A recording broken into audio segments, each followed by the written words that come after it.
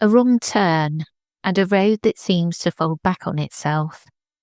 A child waking to find a woman watching from the closet night after night until the final time she comes closer. A presence that follows someone through school corridors, bedrooms and dreams, feeding on fear until it finally disappears. And somewhere beside a quiet house, the sound of digging in an empty field, followed by a crash from a locked room where every chair has been thrown to the floor.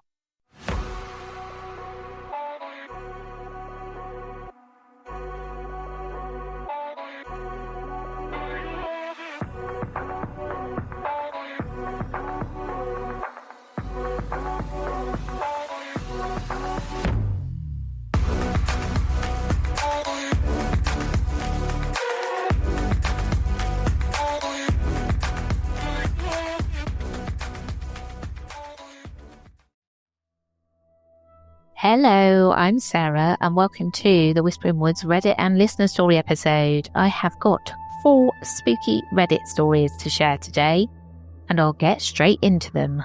Are you ready for the first story? My husband and I drove through Mississippi and I think we fell through some kind of vortex. And this story is from the Manatee's Mind. Thank you so much for letting us share your story. My husband and I are newlyweds.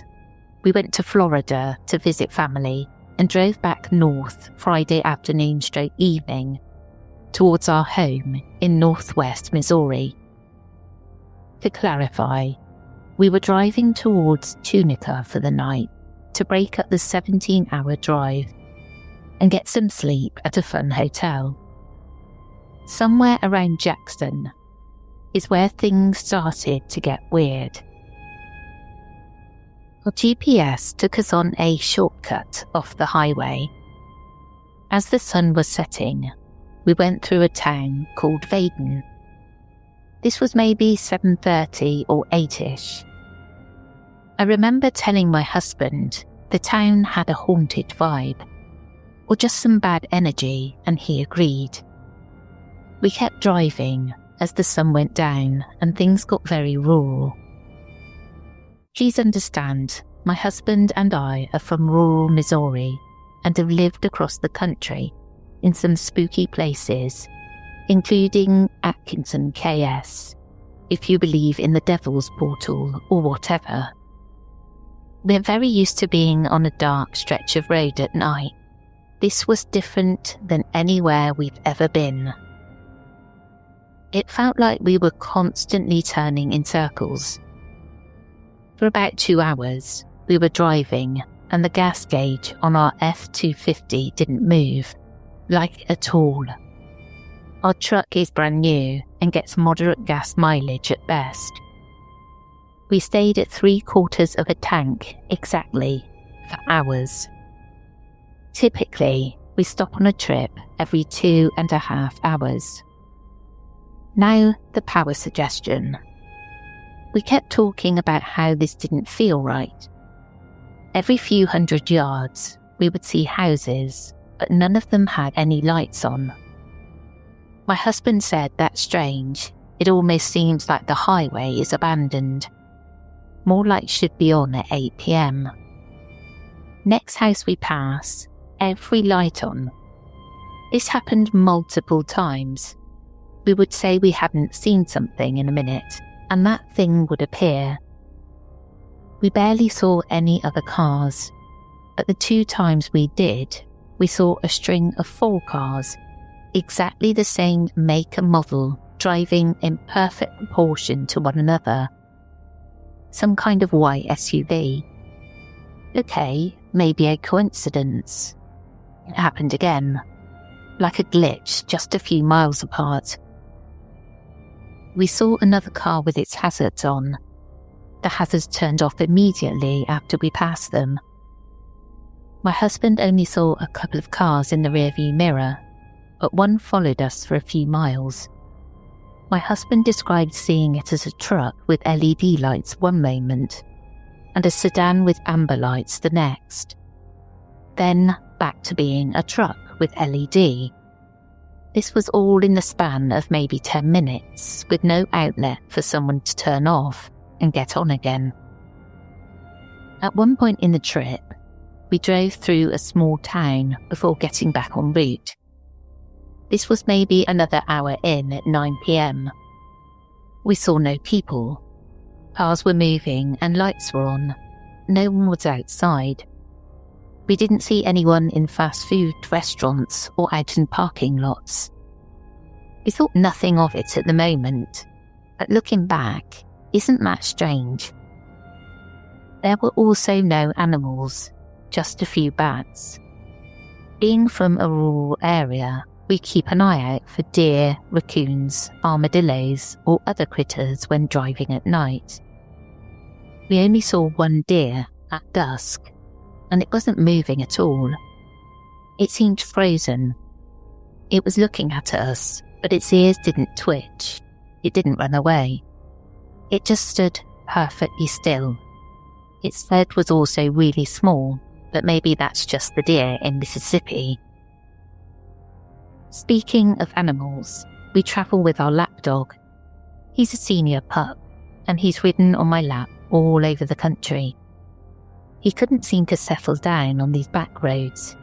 He whined and shifted way more than usual. I think the biggest thing for me was the chills I had the whole trip. Tingling, instinct-type chills. Time didn't seem like it was passing normally. We felt like we were in danger. As soon as we got back on the interstate, everything seemed normal again. Animals, people, other cars, the gauges in the truck, my uneasy feeling, all back to normal. Lights were on in businesses, people were outside.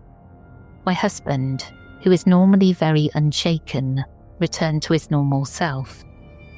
All of my texts came in at once. My mum texted me about 2 hours before, when the weirdness started, that she had a sinking feeling about me, and whatever I was doing, I needed to be safe.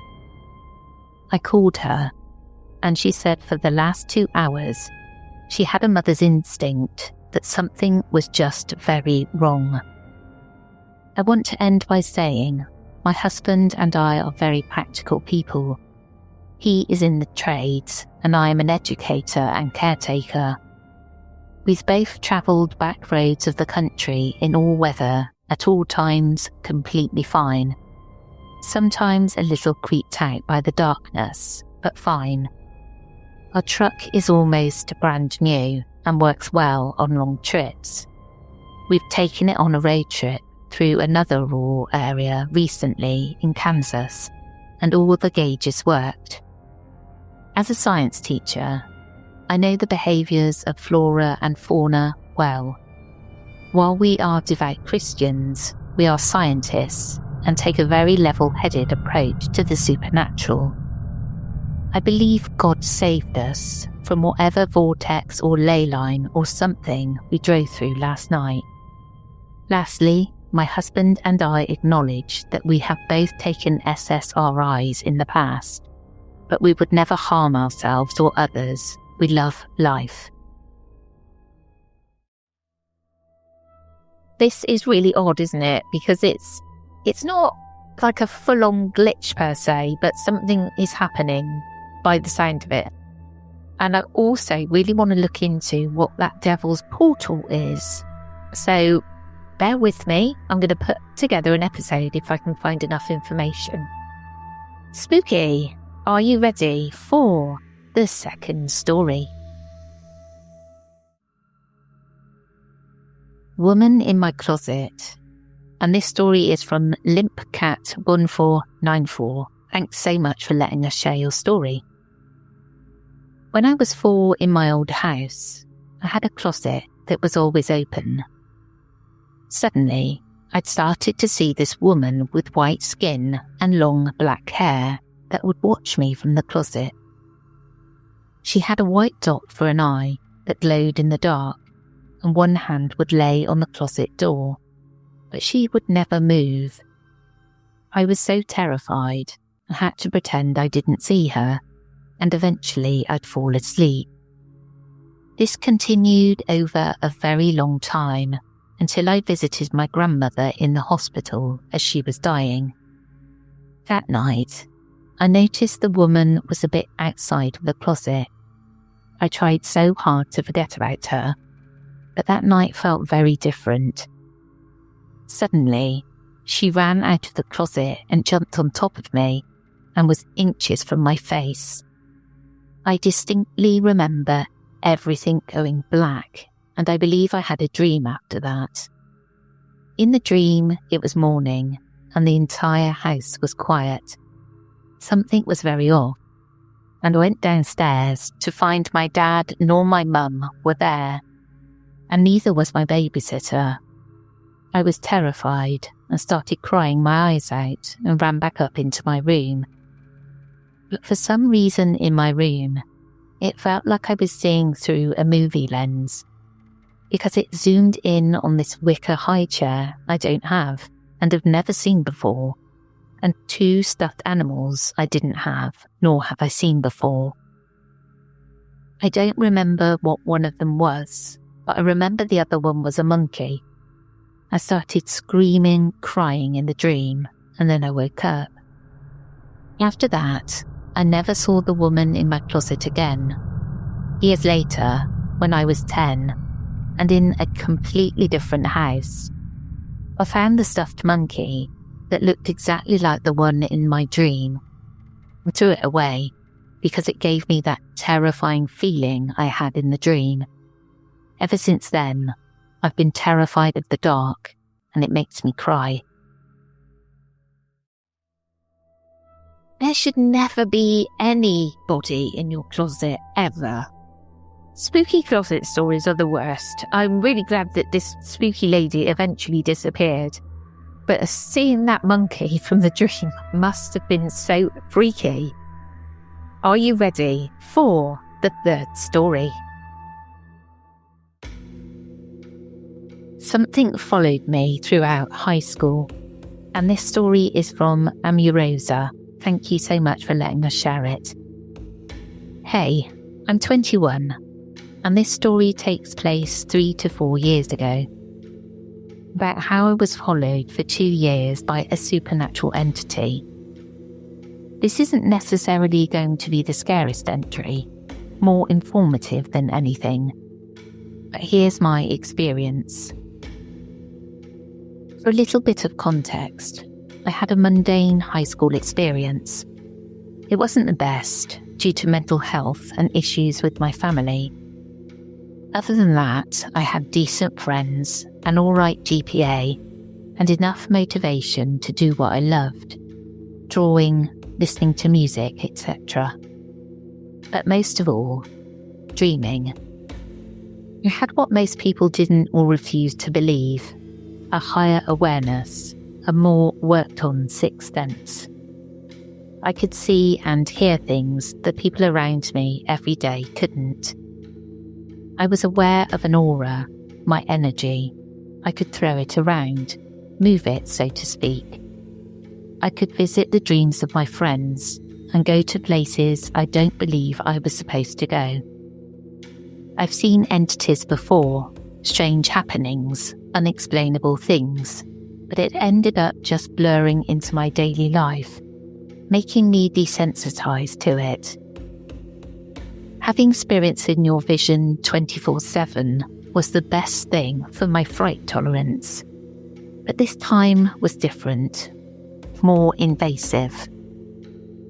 I can't remember exactly when it started, but one day I just knew something was there. Close, far, but always around. Every time it was around, I'd feel more tired or drained, less energetic, and this strange sensation that resembled a headache, but less physical. More like how you feel an emotion, but you can't physically touch it. It would appear, take what it wanted from me, then leave me drained like its own personal battery. When I started to meditate more about a month after, trying to focus and regain that energy, only made it easier for the entity to access it, actually removing my soul from my body. Astral projecting through dreaming made myself look like a beacon to whatever was drifting around looking for someone to leech off of. I eventually started seeing it more and more. It got so bad that I knew where it was from a specific ringing in my head that would move in the direction that corresponded with the entity's position. I could look at it and it could look back at me. This started causing spirals and major losses in energy, along with any residing negative emotions I had during that time. This went on for the next 2 years. 2 years of me trying to avoid eye contact. 2 years of trying not to lose myself mentally and spiritually. 2 years of dealing with it by myself, because no one I had known at the time knew any more than I did. 2 years of seeing this thing pop up everywhere, behind doors, corners, my friends, dark halls, closets, at school, all for me to look at it more, into its endless dark eyes that should be there but aren't. After the first year, things got harder before they got better. Every day, I was forced to feel myself being sapped away from something I couldn't even look at or completely comprehend. This thing was tall too, appearing as a drape of shadow occupying a space. Things were getting worse at home, and I developed what I could only understand as some kind of DID. As my mental started to decline with ever-degrading home situations, my brain split and saw fit to generate a protector role. This got me through the days and even helped with ignoring the entity and making my energy more intangible or inaccessible. I realised that I was switching out with the protector more and started losing time and memories. Eventually the day came where everything was too much. Not only was I unsafe at home, I was unsafe in general, exposed to a world I wasn't meant to observe, and I paid for it. The last time I ever had contact with that entity, the ringing was in the direction of my closet, and I was having a mental breakdown, eventually blowing up at it. I remember switching and hearing someone loud, yelling and screaming as much as they could, then nothing. The entity was gone. My altar eventually stopped showing up, and life eventually went back to the normal occasional glance at a spooky spectre. I learned more about energies with that occurrence, as well as protecting yourself when dealing with supernatural figures. Be careful out there, and don't always do a double take, awake or asleep. And that is your warning to be careful with energy. You know what I'm like with energy, you've got to be so careful when you're playing about with it. Lucid dreaming is really interesting to me.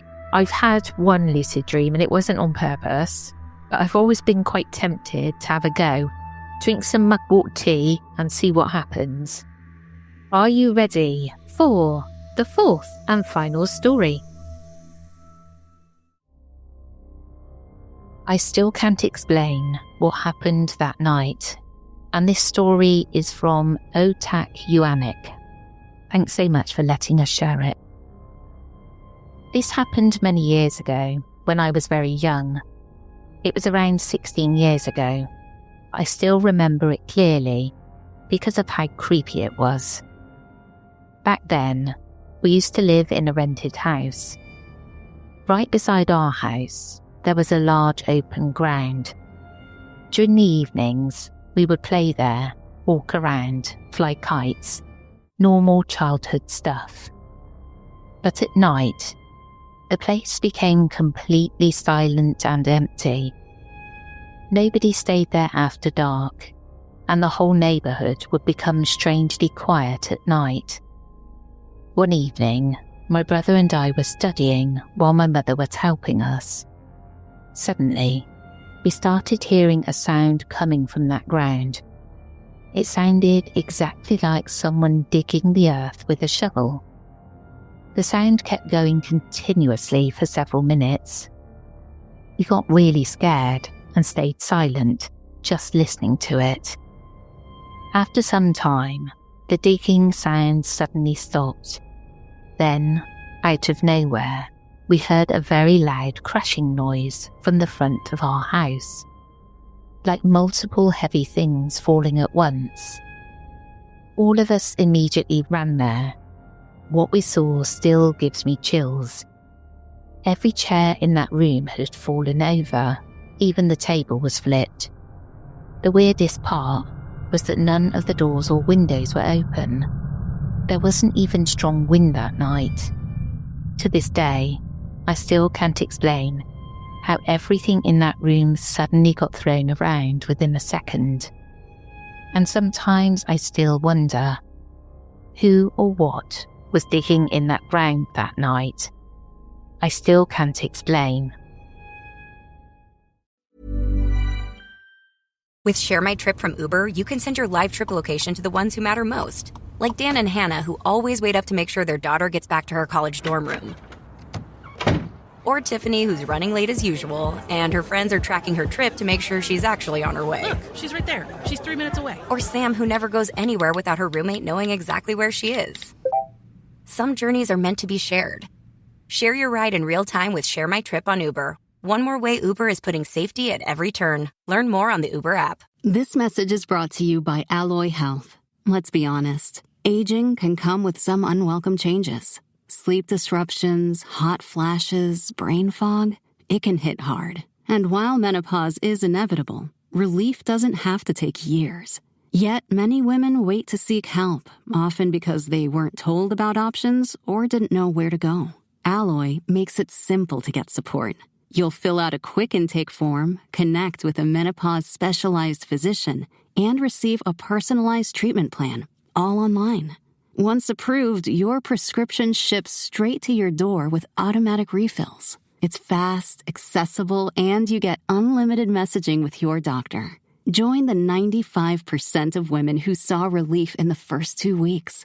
Head to myalloy.com and use code SXM to get $20 off your first order. I don't know what that was, digging outside, and why those tables and why the furniture did that, and I really don't want to find out.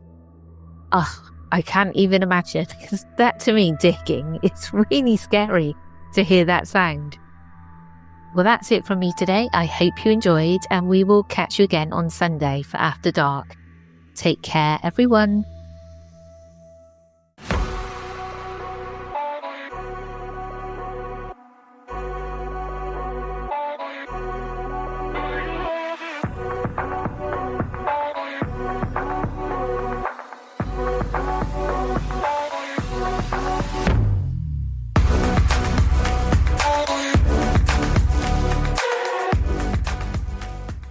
The stories told on the Whispering Woods are inspired by historical records, witness reports, and local folklore.